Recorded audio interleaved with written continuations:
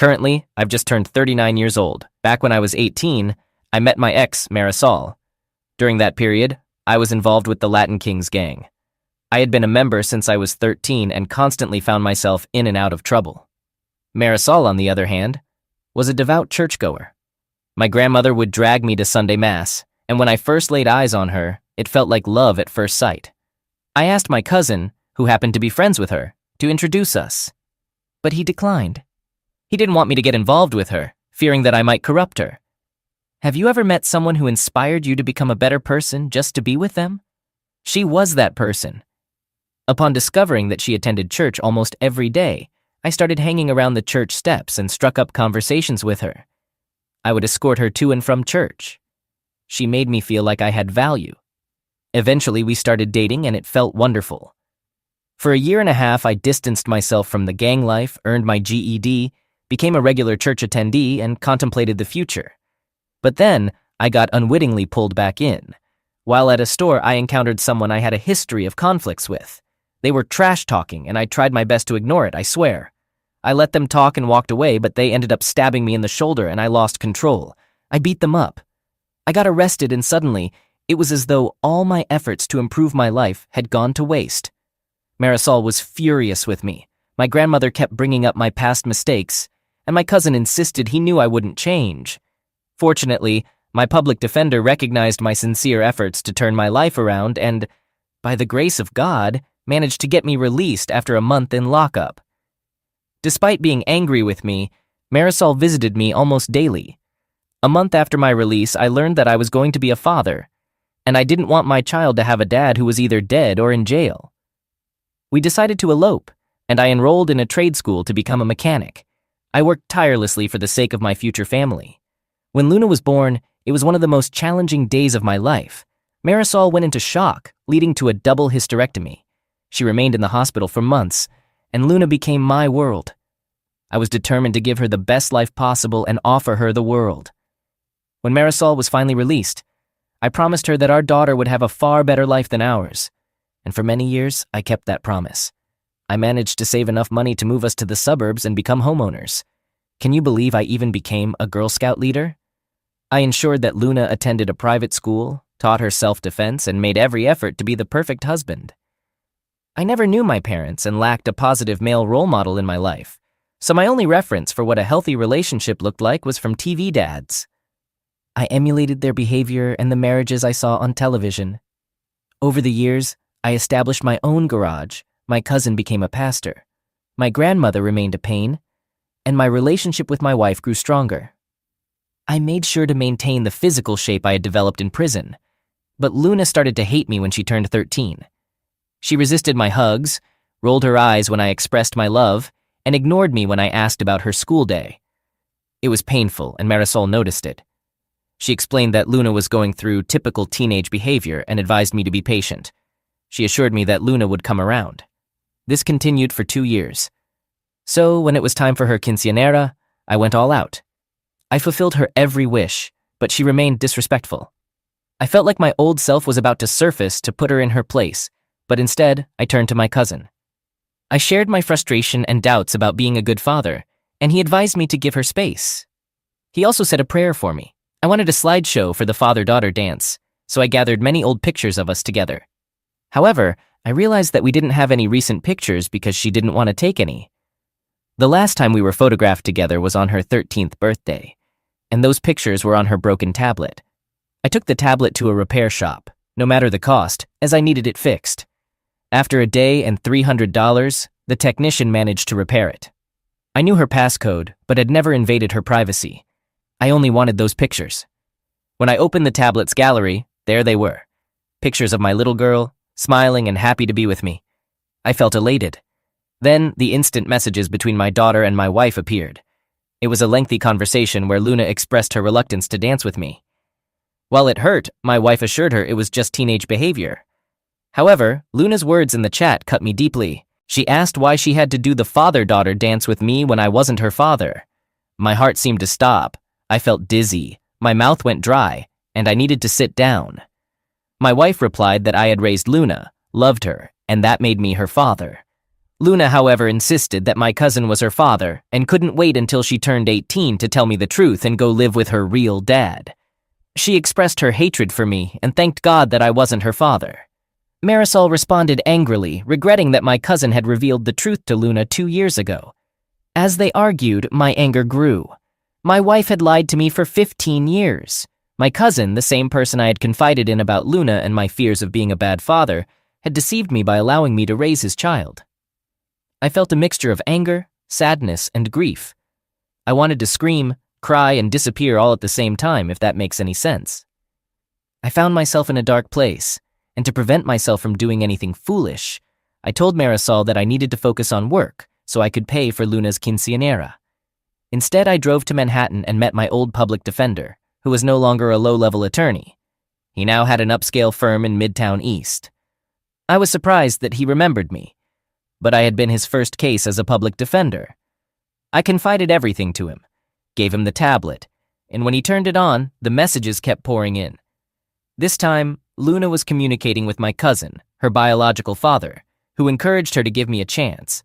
She mentioned how both of us had been there for her, and she even called him Papi multiple times during their conversation. He replied, calling her his little girl. We discussed our options, and he repeatedly asked what I wanted to do. I told him I wanted to go all out and take extreme measures. I aimed to poison the well, and he confirmed my decision multiple times. I also mentioned that everything needed to be filed before the quinceañera in 2 weeks. We spent the next 12 hours outlining what needed to be done, and I followed his instructions meticulously. I secretly put my business up for sale, informed the private school that I wouldn't be paying for the next year, closed college accounts, and prepared to list my house for sale online. I adhered to his advice flawlessly, except for one thing. The day of the quinceañera arrived. It went smoothly. The whole family was in attendance, and Luna was joyful, having a great time. Marisol kept checking on my well-being, and I lied to her. It was challenging to lie to her. I had never lied to her from the moment we met. Over those 2 weeks, every time I kissed her, held her, made love to her, it was difficult not to express my frustration, not to resent her. She knowingly allowed me to raise another man's child, and not just any man, but my cousin, a person I considered my brother, the godfather of my child, the best man at our elopement, and my confidant. So, needless to say, it was incredibly challenging to contain my anger. When it was time for the father-daughter dance, I called Luna to the center of the stage. She seemed annoyed, but complied. The music began playing, and she smiled. Seeing her smile tore me apart. I had longed to see that smile again for years, and now I didn't want it. As we danced, I had the slideshow playing, featuring pictures of the two of us. Towards the end of the song, I displayed screenshots of her text messages with her mother and biological father. Predictably, this didn't go over well. Marisol looked as if she had seen a ghost. Luna stared at the large screen, and my cousin gazed at me with fear. Marisol rushed to me, desperately trying to explain, but I informed her that I had filed for divorce and she could explain it in court. She grabbed my arm, pleading with me, but I pulled away. I told Luna that I had worked tirelessly to provide her with the world, but she didn't deserve it. I began to walk away, but not before telling my cousin that I would knock him out every time I saw him. Then I actually knocked him out. The aftermath was harsh. Marisol and Luna stayed at my grandmother's apartment. Her family was shocked and disgusted with her, wanting nothing to do with her. Her father even offered an apology to me, though I wasn't sure why. He had never liked me, despite the positive changes I had made in my life. He had despised me before, but now I was the perfect husband and father. Just a few days earlier, I was a former piece of crap. My grandmother had the audacity to mention the story of Abraham and how he had returned from battle 3 years later, finding his wife with a 1-year-old child. He had raised the child as his own. She suggested that I should be like Abraham. In response, I told her to leave my house. Marisol arrived a few days later, tears welling up as soon as she laid eyes on me. She claimed that what had happened was an accident. When I was arrested, she was furious with me, and my cousin was there to console her. And one thing led to another, and they had a romantic encounter. It occurred only once, and she had been faithful to me ever since. She even offered to take a lie detector test to prove her sincerity. So I asked her how long she had known that Luna wasn't my biological child, and her tearful gaze made it clear that she had known from day one. I asked her to leave. She suggested counseling, saying I was overreacting and that we could work it out. She believed that I am Luna's father despite the incident, and my temper got the best of me. I must have yelled, "Get over it!" at least a dozen times at the top of my lungs while gathering her belongings and tossing them out the door. I called her a lying 403 and told her I never wanted to see her face again. I informed her that the life I had built was no longer hers before physically pushing her out the door. A couple of weeks went by and she continued to blow up my phone. Luna never attempted to reach out to me.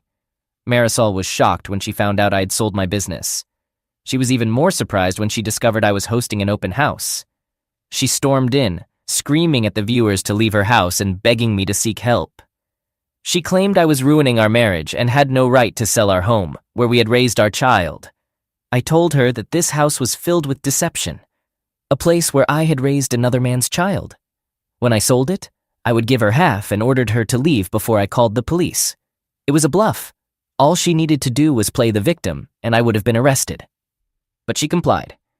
Shortly afterward, my cousin came to talk to me and I punched him, dragged him outside, and closed the door. I declined mediation. While Marisol wanted to reconcile, I was determined to proceed with a divorce. My attorney filed for a fast-track divorce, and within 3 months, we found ourselves at the Nassau County Courthouse. During this time, I barely interacted with anyone. I had heard horror stories about the court system, particularly during divorce proceedings, but I didn't face that. I had a female judge who proved to be very fair. My attorney handled everything adeptly. Initially, Marisol's lawyer attempted to delve into my past when I was involved with a gang, as if my history was grounds for being a terrible husband and father.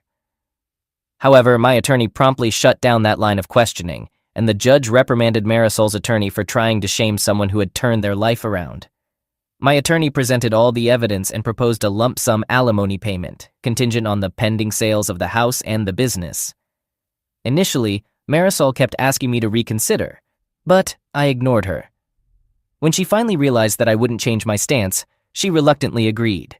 However, the real shock came when it came to child support. My attorney presented all of the text messages from Luna's conversations with Marisol, showing that not only did Luna know I wasn't her biological father, but she couldn't wait to be with her real father, expressing relief that she no longer had to live a lie. This revelation caught Marisol completely off guard.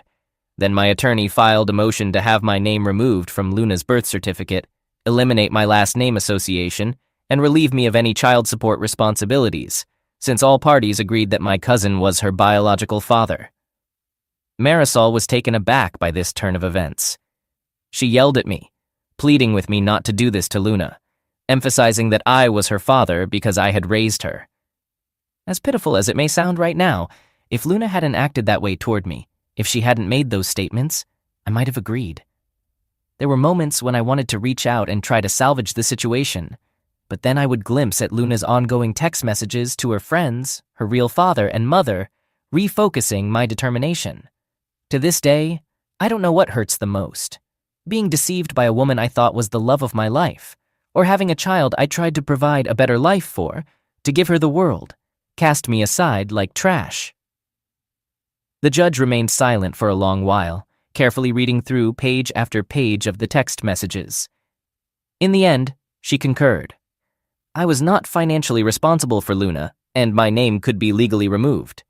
Additionally, my attorney filed a motion for the courts to pursue my cousin for child support and initiated a civil lawsuit against my cousin for all the money I had spent on raising Luna, covering expenses such as private schools, dance classes, Girl Scouts, horseback lessons, everything I had ever invested in that child. After my attorney explained to the judge that my cousin had engaged in fraudulent behavior by knowingly allowing me to raise his daughter without offering any financial support or assistance, it was a long shot, but the judge surprisingly agreed.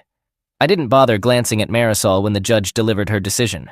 I paid no attention to her words as I walked out of the courthouse.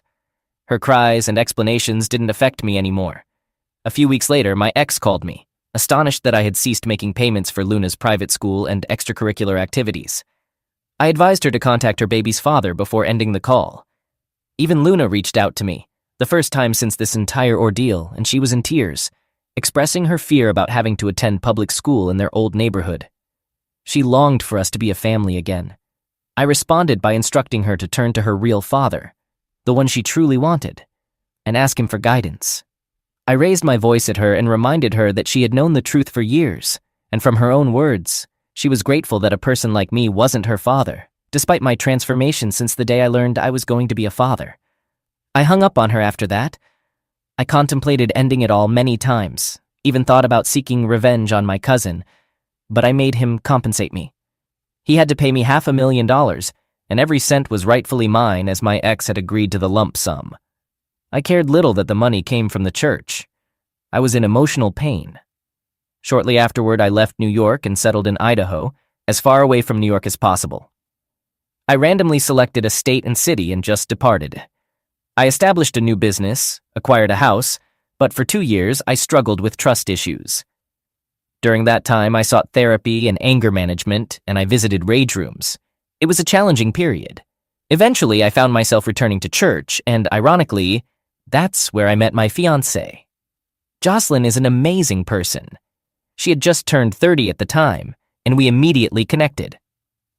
I shared with her the entire story of what had happened to me and explained my ongoing trust issues. She was understanding and supportive. A year later, she informed me that I was going to be a father and suggested we have a DNA test just to put my mind at ease. I had forgotten what it felt like to be happy, and when my son was born, I was overwhelmed with joy. I called my grandmother for the first time in years, and she cried. I told her about my son, and she insisted that I come to New York so she could meet her great-grandchild. She guilt-tripped me, mentioning that she was 90 years old and would like to see me one more time, and I agreed. We flew to New York, rented a car, and drove to Bushwick. The one thing I disliked about the neighborhood was that you could encounter just one person from your past, and the entire community would soon know that you had returned. My grandmother had the chance to see my son and meet my fiancé, and she made a snide comment in Spanish about her being white, to which I responded with polite agreement. I had plans to spend the week doing some tourist activities for once. It was Jocelyn's first time in the Big Apple, and I wanted to make it special. Unfortunately, nothing ever seems to go as planned. To my surprise, first my ex-wife shouted my name from downstairs. I glanced out the window and was taken aback by how much weight she had gained. My grandmother, speaking in Spanish, advised me to go talk to her, and Jocelyn concurred. I went downstairs, and for a minute, there was an awkward silence before the anger started surging back like a flood. Marisol commented that I looked good and said that she looked awful. She told me she missed me and claimed she hadn't been with another man since the divorce. But I simply ignored her. She even had the audacity to inform me that I was a grandfather, and I gave her a skeptical look. Apparently, Luna got together with a decent guy and became pregnant at 18. Her baby's father had joined the Marines to support them, and her real father wanted nothing to do with her, only providing child support while refusing to acknowledge her. He was no longer a pastor and was working at the Banco Popular 2 blocks away. Then she told me that Luna had named the baby after me, and I couldn't bear to look at her. Marisol wanted me to wait because Luna was on her way over, but I walked away instead. I went back to my grandmother's house and I didn't have to explain anything to Jocelyn. She simply understood. In the elevator, I recounted what had happened, and she reassured me, saying that everything would be all right. The expression on Marisol's face as we left the building was a mix of shock and jealousy, looking at my fiancée as if she were the other woman. Jocelyn didn't miss a beat and introduced my son to her, saying, "I would like you to meet his biological child." It was a painful twist of the knife, but she understood my anguish. Marisol continued to try and prevent me from leaving, telling me that Luna felt bad about what she had done, and Jocelyn wanted me to make amends. However, I was too angry. I got into the car, ignoring Marisol's pleas, and Jocelyn encouraged me to offer an olive branch. So I gave my number to Marisol so that Luna could call me, and then I drove away. At a red light, I saw my cousin by the cuchifrito stand, and I don't know what came over me. I got out of the car, approached him, and beat him up. Jocelyn was screaming, urging me to stop, and when our eyes met, I could see the fear in his expression. I spat on him and left. I'm back at home, juggling work, being a dad, and fulfilling my role as a good fiancé to a lovely woman. However, ever since my return, when I'm alone with my thoughts, the anger resurfaces. Luna did send me a text with a photo of her smiling with her son, along with an apology for what she did. Yet I can't tell if she's sorry for missing me, or if she's sorry because the man she wanted to be her father turned out to be different from her expectations. I'm feeling confused and apprehensive about reaching out to her. I want to move on from this painful past. My family was everything to me, and my daughter was my world. Even after all these years, it still hurts, and I'm still filled with anger, but I know I need to move forward. However, it's proving to be quite challenging. I want to reconnect with Luna, but I'm afraid. People are advising me to let her back into my life, but all I can think about are those text messages and the lies, the constant lies. My usual coping methods don't seem to be effective. Update. Luna tried calling me several times, and I looked at the phone. I wanted to answer, but I refrained, as those messages continued to linger in my mind. She left a voicemail, and her tone was cheerful. She briefly apologized for her actions, but to me, it didn't sound sincere, more passive. Maybe I'm overthinking it. She mentioned her son, her fiancé, and asked me to call her, making simple requests that somehow infuriated me. My grandmother and my fiancé are advising me to give her a chance. However, when I inquired whether Luna or Marisol ever asked about me during the 4 years I was away, my grandmother said Marisol did constantly, but not Luna. In my skewed perspective, I suspect that Luna wants me in her life to ensure her child is taken care of, or that she wants to take advantage of me, and these thoughts make me incredibly angry. Even Marisol has been trying to call me incessantly, and I'm already contemplating changing my phone number. So, I spent most of Father's Day in the gym, pounding the heavy bag, and I have an appointment today with an anger management group. Perhaps they can provide an outside perspective. If this ever gets published by the moderators, I would appreciate your opinion as well. In the meantime, I'm trying to figure this out on my own. I sent a brief email to Luna asking, "What do you want?" I wasn't anticipating her lengthy response. In her email, she began by offering profuse apologies for her past behavior. Luna explained that when she discovered I wasn't her father, she felt anger. She confronted her mother, who cried and promised not to reveal the truth to me. Feeling lost and confused, she began to communicate more with my cousin, her biological father. He shared details about my violent past, things I had kept hidden from her. This information fueled her anger, and as she spent more time with him, she distanced herself from me. Luna admitted she had occasional moments of feeling remorse, but her real father reinforced her negative sentiments about me. She went on to describe the day of her quinceañera. While we were dancing, she suddenly realized how foolish she had been acting. Luna recognized the depth of my love for her, and then her text messages appeared on the screen. In the days following the quinceañera, she was advised by my wife's family to give me space, so she refrained from contacting me. She observed her family falling apart due to her actions, and her inability to mend it weighed heavily on her. Luna stated she comprehended why I took the actions I did. Despite the content of her messages, she wanted to reach out. Her grandfather consistently assured her of my love and my role in raising her, and she believed him. During the divorce proceedings, her mother fell into a dark place, refusing to communicate with her, barely eating, and merely existing. Upon learning that my name had been removed from her birth certificate, she experienced a panic attack. Her mother informed her they would have to move back to Brooklyn, and when she inquired about her life and schooling, her mother responded, "That was the life your father gave you, and he's not your father anymore." Luna called me in desperation, but I responded with harsh words and hung up. She wept for days, attempting to reach out to my cousin, who mostly ignored her. She even visited the church where he told her to leave, referring to her as a mistake. Her mother continued to shun her, locking herself in her room, only emerging for bathroom and shower breaks. Luna pleaded with her grandfather to take her to see me, and when they traveled to Long Island, they discovered I had moved. Her grandfather assured her he would speak to my grandmother to determine my new location. According to Luna, the following 2 years were incredibly challenging. The entire neighborhood was aware of her and her mother's ordeal. Her supposed father avoided her at all costs and attempted to evade child support payments. Her grandfather had to threaten him to ensure he started providing support. Meanwhile, her mother maintained her silent treatment, accusing Luna of being ungrateful and blaming her for losing the love of her life. Her grandfather intervened, reminding her mother that her own infidelity was the true reason for the loss of her love, after which her mother retreated back to her room. Luna spent very little time at home, and it was during this period that she met the father of her child. He worked at the corner bodega, and they were the same age. After a few months of getting to know each other, one thing led to another, and she ended up pregnant. Her grandfather was furious, but when her boyfriend insisted that he would marry her, it helped calm things down.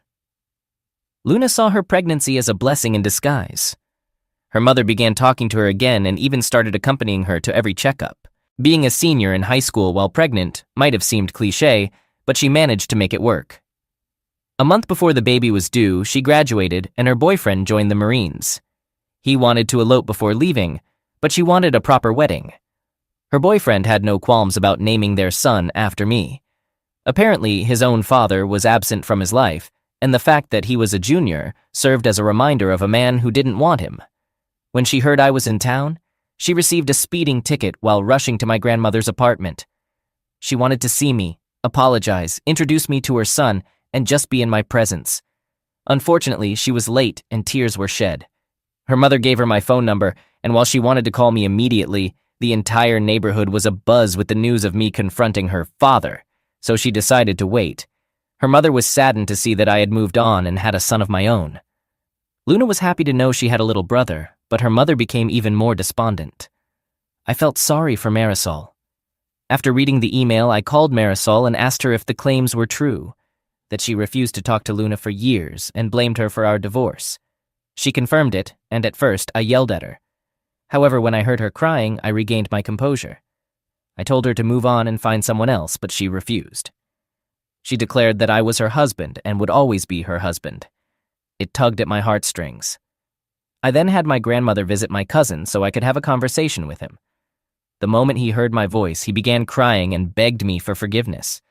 I asked him why he didn't step up as a father to Luna, why he poisoned her against me. He confessed it was envy. He had been in love with Marisol, and I took her from him.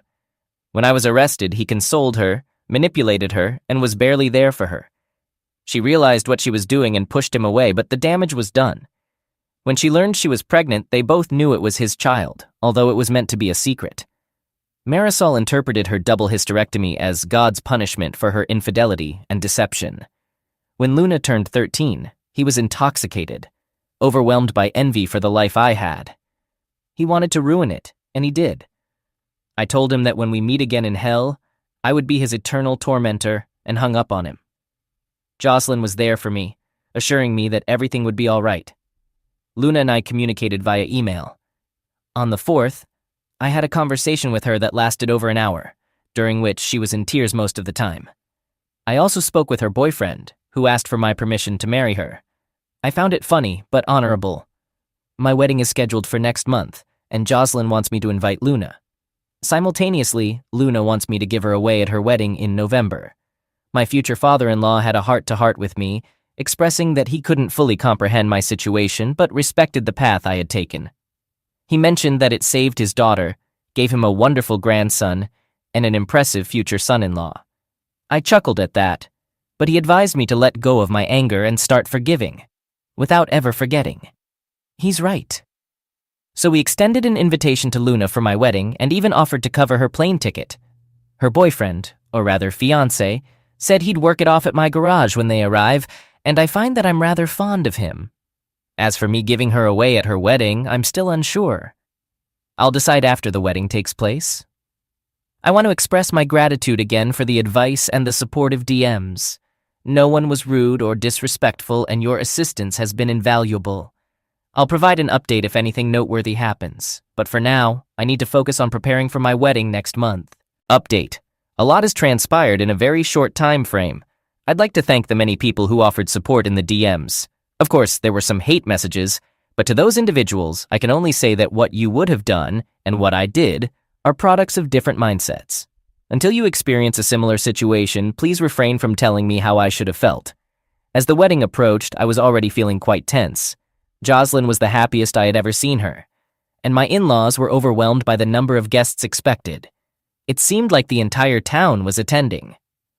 Meanwhile, I was an hour and a half away in Boise, waiting for Luna and her family at the airport. In the days leading up to her visit, we communicated extensively. She was mostly crying and apologizing while I did a lot of listening. When she couldn't speak anymore, I engaged in conversation with her down-to-earth fiancé. When their plane touched down, I was filled with fear, not at the prospect of seeing her again, but due to my own lingering anger. I was worried that I might lose control of my temper. The moment she spotted me at the terminal, she rushed toward me, crying.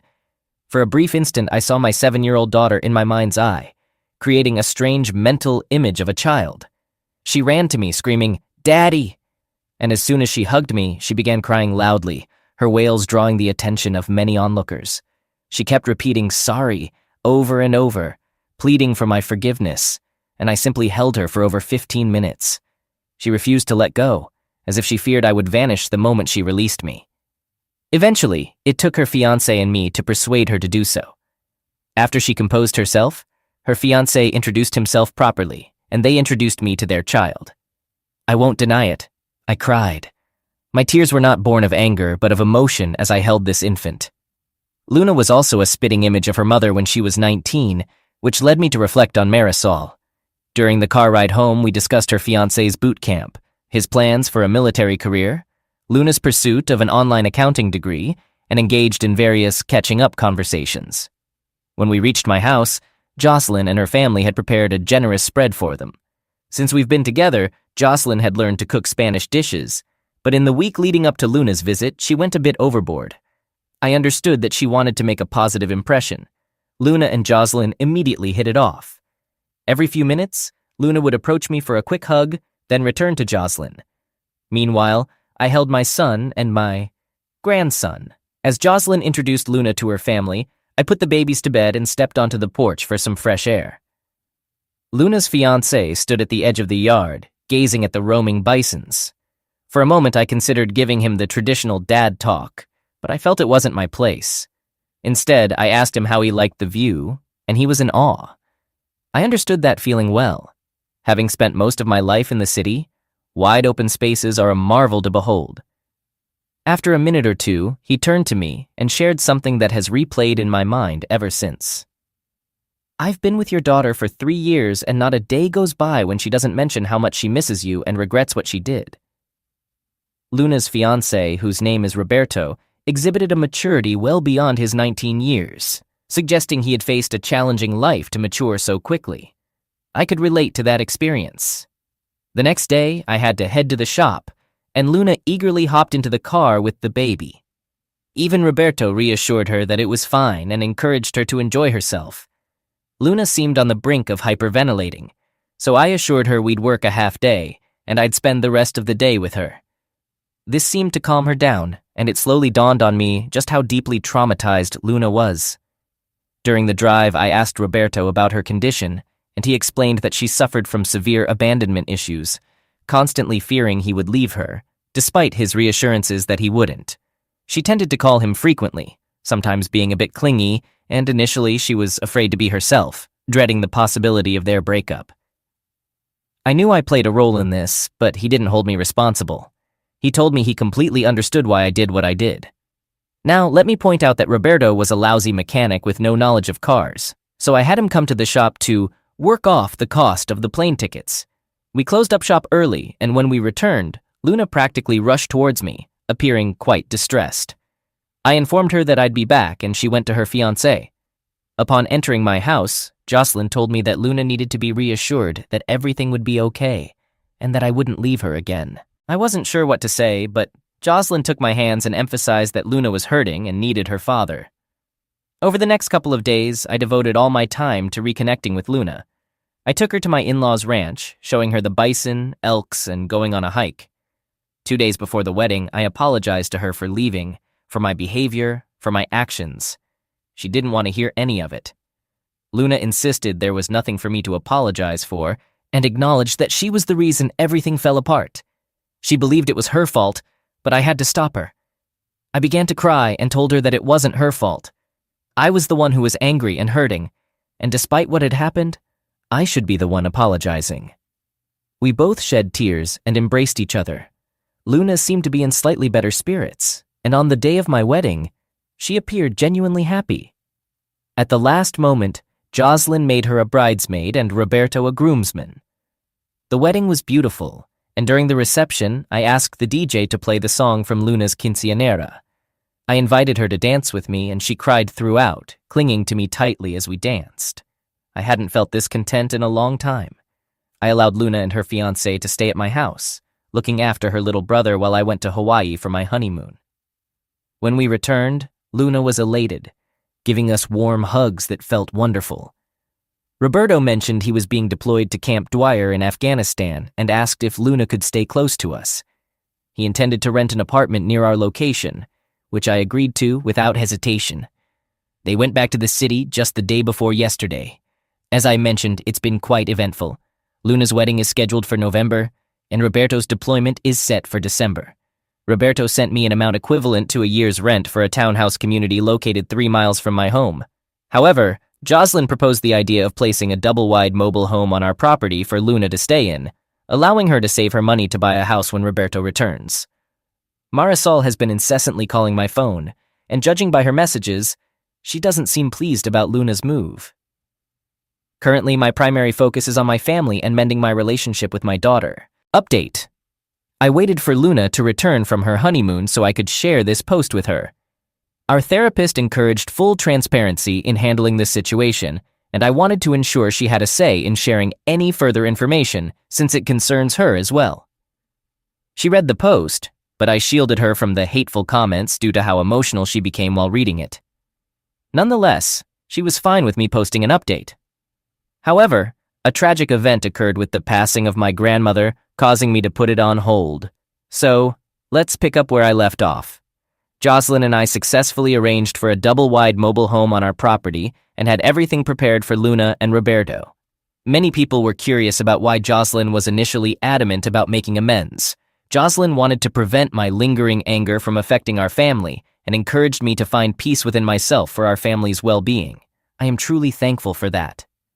As mentioned earlier, Marisol kept calling me persistently. The day Luna left New York, I talked to Marisol, and she was both crying and angry. She accused me of taking her child and grandchild away. I tried to explain my desire to rebuild my relationship with Luna, and she immediately started asking about rebuilding her relationship with me. I had to explain that I couldn't, leading to more tears and her hanging up on me. Luna and Roberto were pleased with the trailer, and Roberto immediately began the process of repaying me. I assured him it wasn't necessary, but he insisted, and I appreciated the gesture. A few days later, Luna and I attended our first therapy session, where I learned about the anxiety medication she was taking and her struggle with chronic panic attacks. I can reveal that Luna is sincerely remorseful and has endured years of verbal abuse from Marisol. Some of the revelations were shocking and almost unbelievable, but they were corroborated when I spoke to my former father-in-law. Marisol inflicted emotional and verbal harm upon her, and my cousin mentally scarred her. Regardless of my own feelings and actions, I acknowledged the pain I caused her too. 2 weeks after their arrival, Roberto received news of an earlier deployment, which necessitated moving their wedding date up. Initially, Luna wanted to wait for him to return, but Roberto insisted on getting married before he left. Jocelyn and I offered to assist with the wedding expenses, but Luna only requested that I walk her down the aisle and give her away. I understand that many people advise me to get a DNA test due to the absence of one from the court, given the circumstantial evidence provided. However, I can confidently say that there's no need for that. Luna has O-positive blood while I have AB-negative blood, Marisol is B-positive, and my cousin is O-positive. Despite all that has happened, Luna is undeniably my daughter. I only wish my judgment wasn't clouded by anger. Anyway, the wedding had to be intimate as it was held on my in-laws' ranch. The guest list included my former father-in-law, Roberto's mother, Marisol, and my grandmother. Unfortunately, only 2 RSVP'd. My grandmother couldn't attend due to her health, and Marisol was admitted to the hospital after a suicide attempt. Luna didn't take the news well, and I couldn't help but feel angry at Marisol for expecting Luna to return to New York to care for her. In the weeks leading up to the wedding, I received the wonderful news that I would be a father again, and I was overjoyed. Roberto had his share of challenges while learning to break a horse, and I also started teaching him how to work on cars. I must say, I've grown quite fond of this young man. The day before the wedding, my former father-in-law arrived with Roberto's mother. She is a very kind person, and I commended her for raising a fine young man. My former father-in-law remained his stoic self, but we had a conversation. He expressed his disappointment about my departure, but also mentioned that he understood the circumstances. He just wished that his daughter would move on as well. On the day of the wedding, Jocelyn served as Luna's maid of honor, and I did my best to hold back tears as I walked her down the aisle, which proved quite challenging. Luna was equally emotional. During the reception, we played the same song from Luna's quinceañera for our father-daughter dance, and once again, she clung to me. For those wondering, the song is Cinderella by Stephen Curtis Chapman. As they enjoyed their honeymoon, life started returning to normal, and I was planning to write an update. However, a few days before their return, my grandmother passed away. This was particularly painful for me because she wasn't just my grandmother. She was also my mother. As I mentioned before, I never knew my parents. Both my mother and father, along with my cousin's parents, passed away in a car accident when I was just a few months old, and she raised us together. So, while preparing to travel to New York for the funeral, I struggled to keep my emotions in check and prepare to see my cousin. We went to New York as a family, and my grandmother was laid to rest in Cypress Hill Cemetery. During the funeral, with my wife, daughter, and son-in-law by my side, I didn't feel anger. I chose not to acknowledge my cousin during the funeral, and as we left, he repeatedly tried to speak to me, practically begging me to yell at him or hit him. Surprisingly, ignoring him seemed to hurt him even more. A few days before returning to Idaho, Luna and I paid a visit to Marisol at Bellevue. She was thrilled to see us, expressed sadness about missing the wedding, and everything seemed fine until the time came for us to leave. That's when things took a turn. Marisol began crying and told the orderly that she wanted to go home with her husband, pleading with me to take her home. She professed that I was the love of her life and begged me to please take her home. I couldn't hold back the tears as they took her away. Luna was equally emotional, and it took us some time to gather the strength to leave the visitors' lounge. My former father-in-law shared with us that Marisol had never been the same after the divorce. Although she continued to celebrate my birthday and our anniversary, he would argue with her to move forward. But she remained stuck. He mentioned that she isolated herself and was verbally offensive towards Luna for an extended period. Luna's pregnancy was the only thing that seemed to snap her out of this trance. He emphasized that the 13 months of kindness towards our daughter didn't erase the 4 years of neglect and hurt she had inflicted on her. He hoped the hospital could provide the help Marisol needed. Jocelyn informed me that I needed to forgive her so that she could eventually forgive herself. As I write this, things are currently okay. Jocelyn and I are closer than ever. Roberto departed for Saudi Arabia last week, and Luna is attempting to put on a strong front with him gone, although she's not doing it very convincingly. She's been leaning on me and Jocelyn for support. I initially wondered if this might bother Jocelyn, but she's been relishing her time with Luna and has been introducing her as her daughter while taking her around town. Luna appears to be genuinely pleased about it. I've forgiven Marisol, and I hope she can gather the strength to move forward. 1-year update.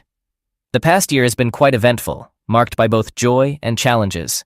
My family has grown, as Jocelyn and I welcomed another son, and she's eager to try for another one. We're also looking forward to becoming grandparents again, as Luna is 2 months pregnant. Additionally, my son-in-law has applied for officer training school, and we're keeping our fingers crossed for his acceptance. My daughter's journey to healing has seen its share of difficulties, especially in the early stages of our therapy sessions. She's been undergoing prolonged exposure therapy, and, thanks to your recommendation, it's been a real blessing.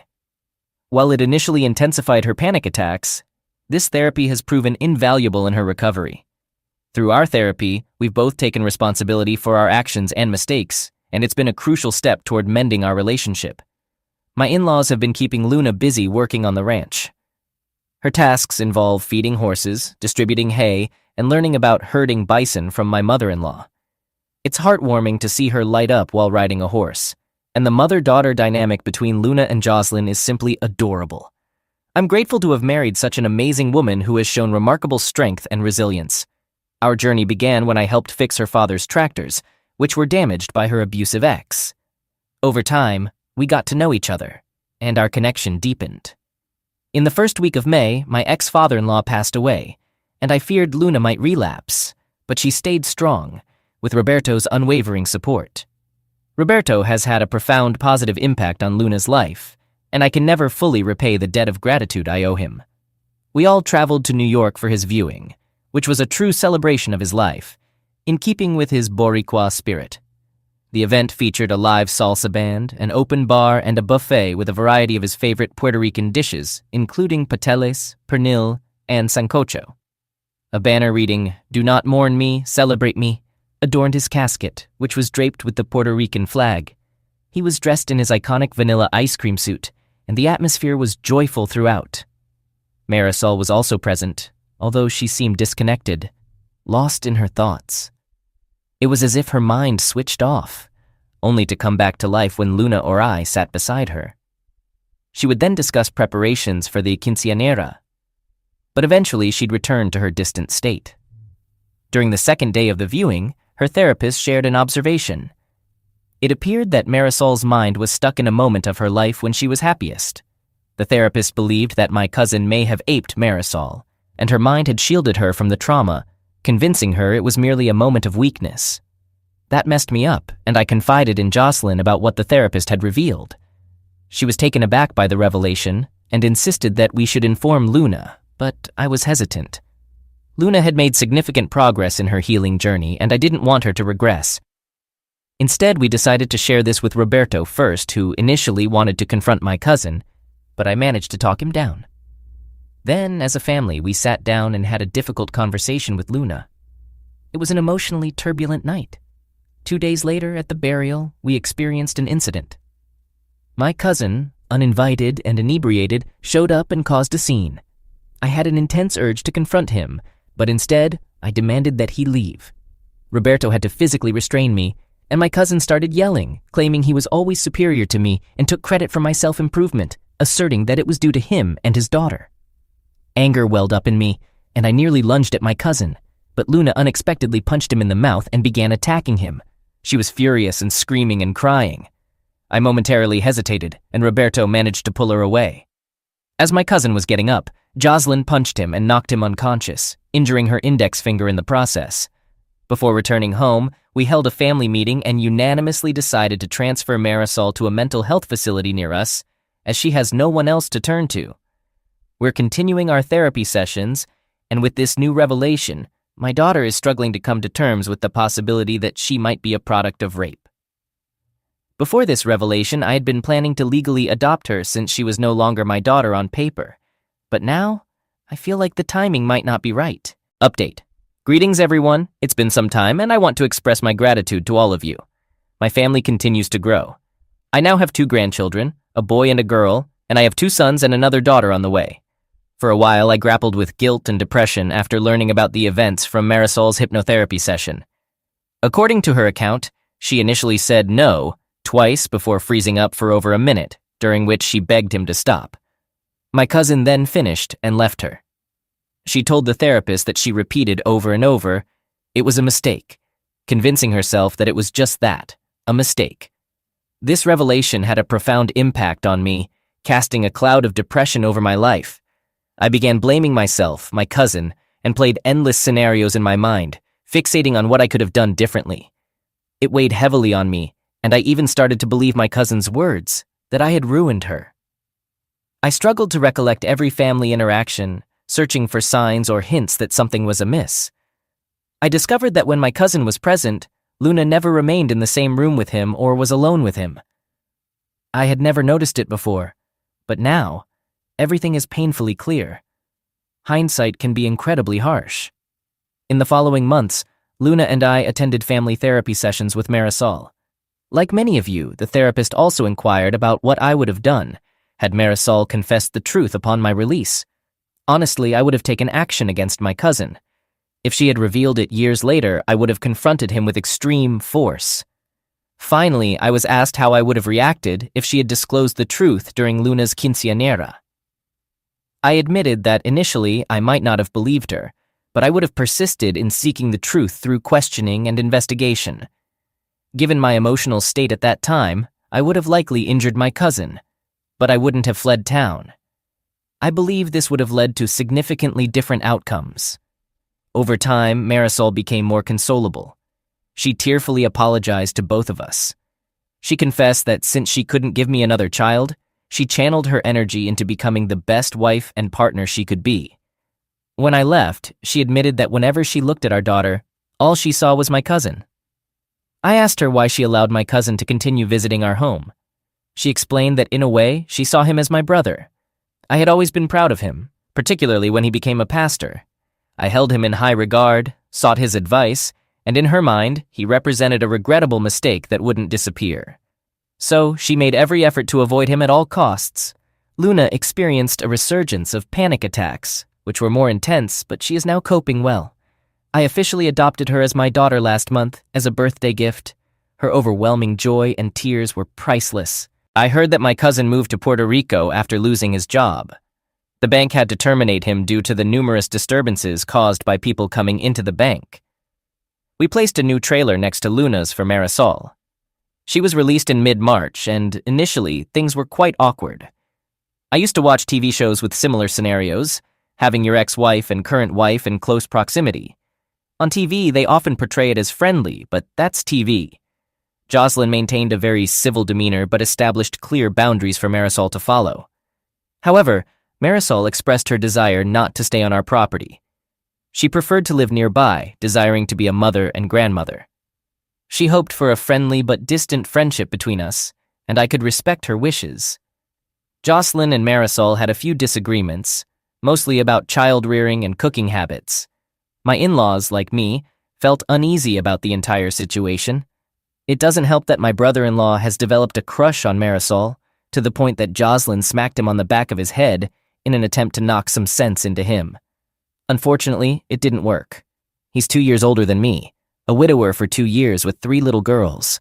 He's a really nice guy, a skilled wrangler, and he's been hanging around my property more than I'd prefer, just to talk to Marisol. I don't mind, but Jocelyn does. She's very protective of her big brother, and she's concerned that if they do get together, she won't know if it's genuine.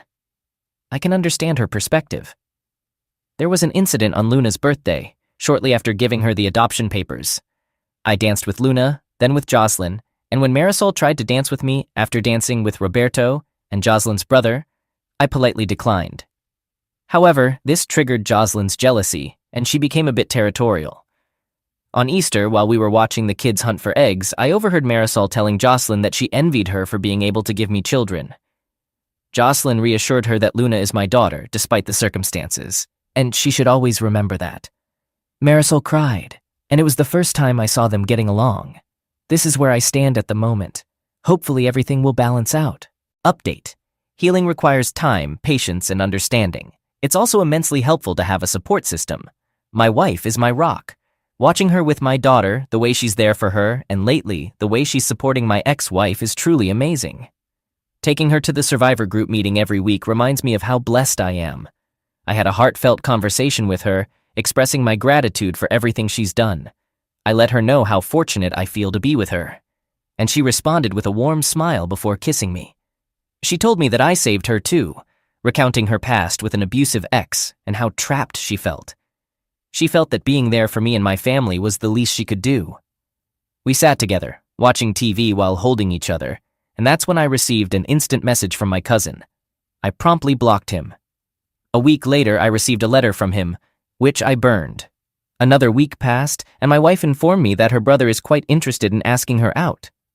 Personally, I don't mind, but I told her that Marisol is an adult who's healing from significant trauma. If he understands that and is willing to be patient, I have no issues. A day later, I received yet another letter from my cousin, and once again, I burned it. Normally, I'd complain about how he found me, but I have a very unique name, named after my great-grandfather, and my last name is uncommon.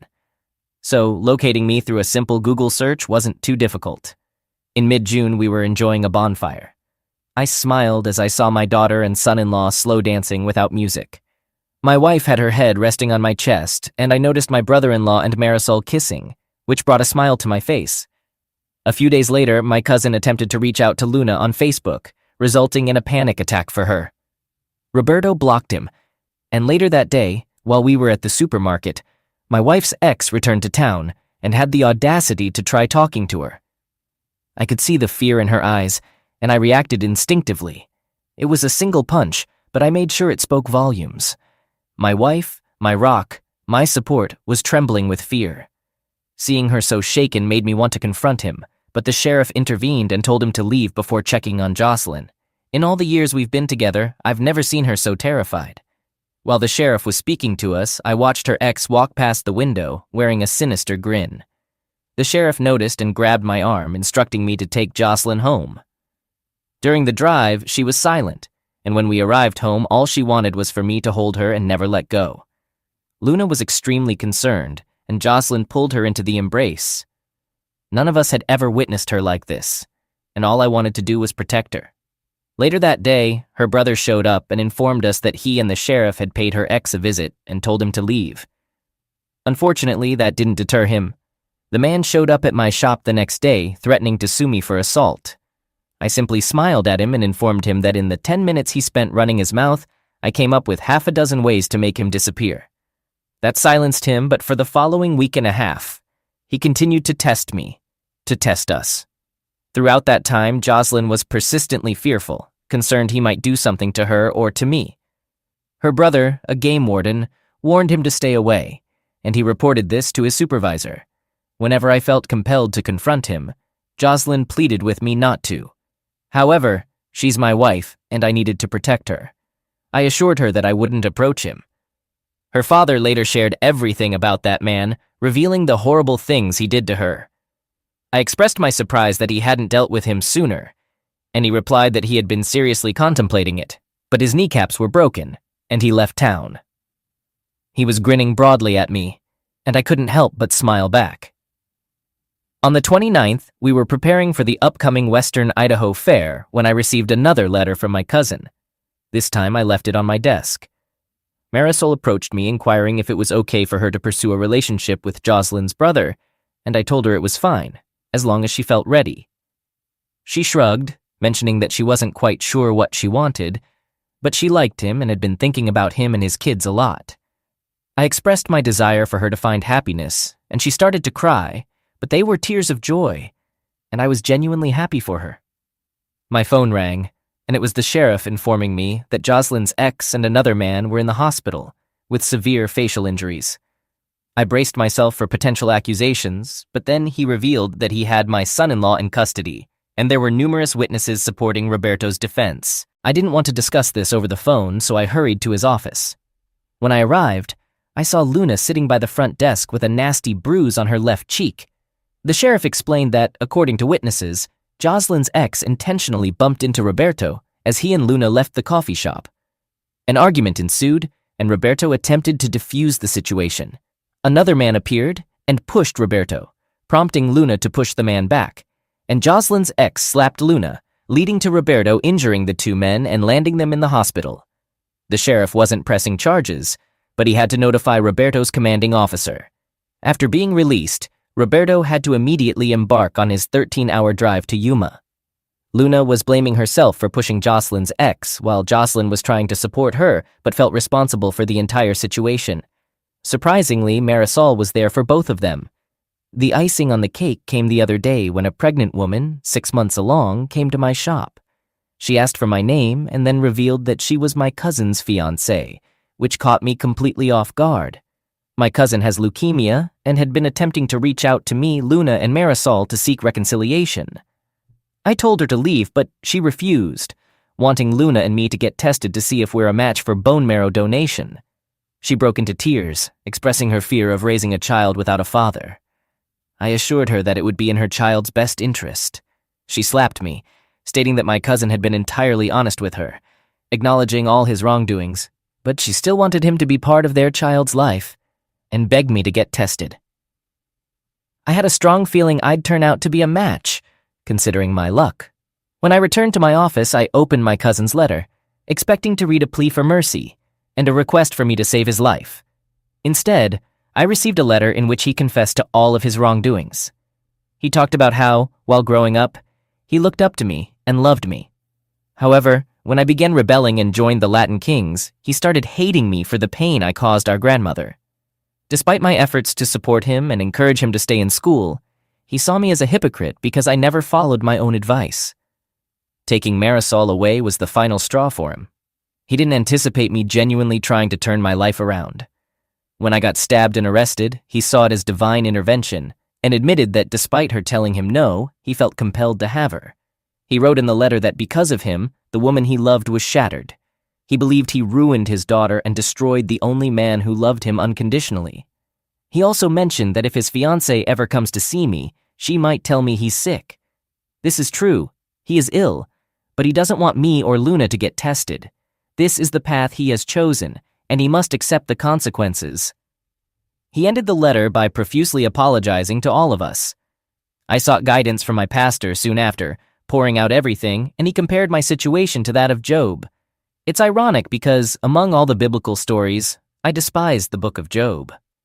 My pastor told me that everyone faces struggles like Job, some more than others, but it teaches us to provide comfort to those who are suffering and how we become better individuals through adversity. This morning, I visited the hospital, and the benefit of a small town is that everyone knows everyone else's business. Without asking, the nurse directed me to Jocelyn's ex's hospital room, where I sat, waiting for him to wake up. He was shocked to see me. I had a conversation with him, and even though his jaw was wired shut, he fully grasped the kind of person I would become if he ever threatened my family again. I had forgotten how easily I could turn into someone so dark. At this moment, I find myself in the cancer ward, typing this lengthy rant on my phone, pondering whether to get myself tested to see if I am a match. I'm wondering why we always have to undergo tests and endure constant challenges. Why are there people who want to ruin everything? Edit. I had myself tested and discovered 2 days ago that I am a match. I am only considering helping him. I will never forgive him, and I will personally hold a grudge against him until my last breath. Nevertheless, I can't stop thinking about his pregnant fiancée who came from Puerto Rico and begged me to assist him. I discussed this issue with my family. Luna and Marisol wanted him to suffer a painful death, but they said the decision was mine to make. Jocelyn told me that she couldn't comprehend my current mindset, but she would support whatever choice I make.